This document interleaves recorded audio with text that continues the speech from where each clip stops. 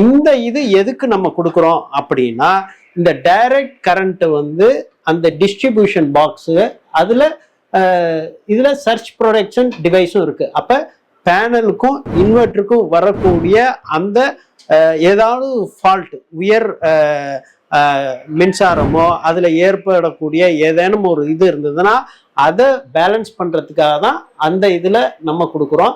அதே போல இந்த சர்ச் ப்ரொடக்ஷன் டிவைஸ் அது இந்த எஸ்பிடி பாக்ஸும் இந்த நம்ம இதுக்கு உள்ள ப்ரொடக்ஷனுக்காக தான் அதுவும் நமக்கு பயன்படுது.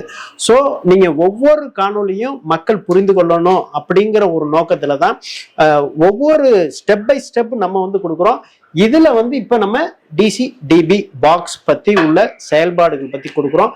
இதுல இப்ப நம்ம அந்த தொழில்நுட்ப டெக்னீஷியன் வந்து என்ன பண்றாங்க, லைவா வந்து டிசி ஒயரை எடுத்து அதுல 2 இன்புட் 2 அவுட்புட் இருக்கு, அதுக்கு தகுந்தாற் போல அதுல கனெக்ஷன் கொடுக்குறாங்க. அதுக்கு பக்கத்திலேயே வந்து எஸ்பிடி பாக்ஸ் இருக்கு.